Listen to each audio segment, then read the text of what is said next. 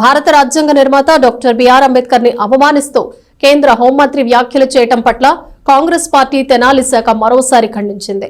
ఈ సందర్భంగా sub collector కార్యాలయంలో మెమరాండం ని సమర్పించింది. కేంద్ర హోంమంత్రి అమిత్ షా రాజ్యాంగ నిర్మాత డాక్టర్ బిఆర్ అంబేద్కర్ పై చేసిన వ్యాఖ్యలు నిరసిస్తూ కాంగ్రెస్ పార్టీ తెనాలి శాఖ ఆధ్వర్యంలో సోమవారం సబ్ కలెక్టర్ కార్యాలయ ఏవో జి శ్రీధర్ బాబుకు మెమరాండాన్ని అందజేసింది. అంబేద్కర్ పై అమిత్ షా చేసిన అనుచిత వ్యాఖ్యలకు బాధ్యత వహిస్తూ హోంమంత్రి పదవికి రాజీనామా చేయాలని, క్షమాపణ చెప్పాలని వారు డిమాండ్ చేశారు. కాగా రాష్ట్ర ప్రభుత్వం రైతులకు ఇస్తానన్న మద్దతు ధర ఇవ్వటం లేదని, రైతులను అన్యాయం చేస్తుందంటూ కూడా ఈ సందర్భంగా పార్టీ నాయకులు వ్యాఖ్యానించారు. దీంతో రైతు ఆందోళన చెందుతున్నారని, ధాన్యంకు గిట్టుబాటు ధర కల్పించి కొనుగోలు చేయాలని ప్రభుత్వాన్ని డిమాండ్ చేశారు. ఈ కార్యక్రమంలో Congress party Tenali incharge doctor Chandu Sambasivudu, పట్టణ అధ్యక్షుడు పొన్నూరు నాగసూర్య శశిధర్రావు, గుంటూరు జిల్లా ఎస్సీ సెల్ అధ్యక్షుడు దారా రామకృష్ణ, మండల అధ్యక్షుడు Karlapudi Bullaiah, OBC state vice president Gurrapu Dwaraka Srinivas, Shivakumar, Krishna, Steven Babu, Koteswararao, Veeraswamy, Rayappa Srinu, Mallikarjunarao తదితరులు పాల్గొన్నారు. మేము ఇండియన్ నేషనల్ కాంగ్రెస్ జాతీయ కాంగ్రెస్ పార్టీ తరఫున భారతదేశం మొత్తం కూడా నిరసన దినంగా ప్రకటిస్తున్నాం. మరియు మన భారతదేశ హోమ్ మినిస్టర్ అమిత్ షా గారు వెంటనే రాజీనామా చేయాలి, క్షమాపణ అంబేద్కర్ గారి మీద ఆయన అవమానకరంగా మాట్లాడినందుకు క్షమాపణ చెప్పాలి, రాజీనామా చేయాలి. ఆయన చేయకపోతే భారత రాష్ట్రపతి ముర్ము గారు ఆయన్ని యూనియన్ కౌన్సిల్ ఆఫ్ మినిస్టర్ నుంచి డిస్మిస్ చేయాలని చెప్పి నినాదంతో ఆల్ ఇండియా కాంగ్రెస్ కమిటీ పిలుపు మేరకు, తద్వారా ఏపీసీసీ ద్వారా మేమందరం కూడా నిరసన వ్యక్తం పరుస్తూ ఆ మేరకు మెమోరాండం రాసి మెమోరాండాన్ని రాష్ట్రపతి గారికి త్రూ సబ్ కలెక్టర్ ద్వారా పంపించడం జరిగింది.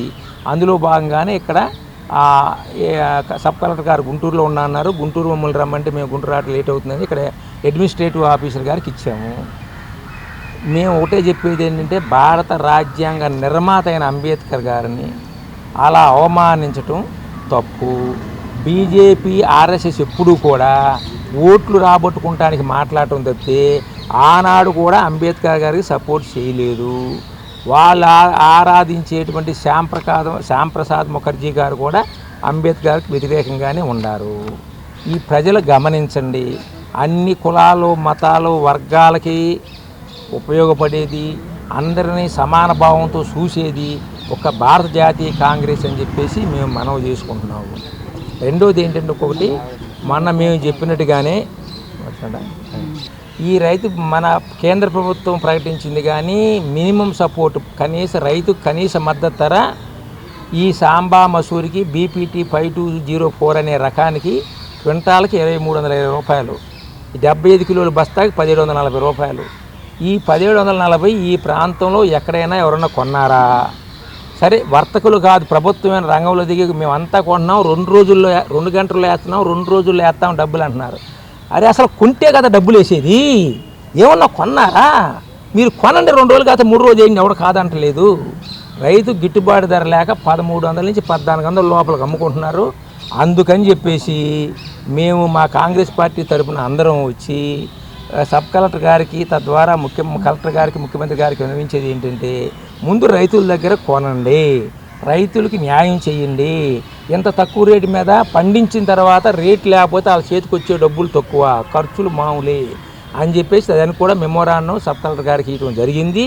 దీని మీద ప్రభుత్వం కానీ ప్రభుత్వ అధికారులు, ప్రజాప్రతినిధులు, కేంద్ర హోంమంత్రి అయిన అమిత్ షా ఒక బాధ్యత కలిగినటువంటి పదవిలో ఉండి బాధ్యతాయుతంగా అంబేద్కర్ గారిపైన అనుచిత వ్యాఖ్యలు చేయటం భారతదేశంలో ఉన్న ప్రతి పౌరుణ్ణి కలచవేసింది.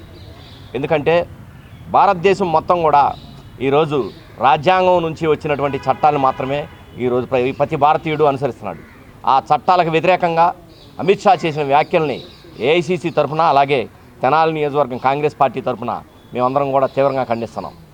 అమిత్ షాని వెంటనే బర్తరఫ్ చేయాలా, అలాగే అటువంటి అహంకారంతో ముందుకెళ్తున్నటువంటి బీజేపీ మంత్రుల్ని, బీజేపీ వాళ్ళని కూడా కట్టడి చేయాలంటే ముందు యూనియన్ మినిస్టర్ని అరెస్ట్ చేసి ఆయనకి ఒక భారత రాజ్యాంగం పట్ల బీజేపీకి గౌరవం ఉంది, రెస్పెక్ట్ ఉందని చెప్పనేది సంకేతాన్ని దేశ ప్రజలకి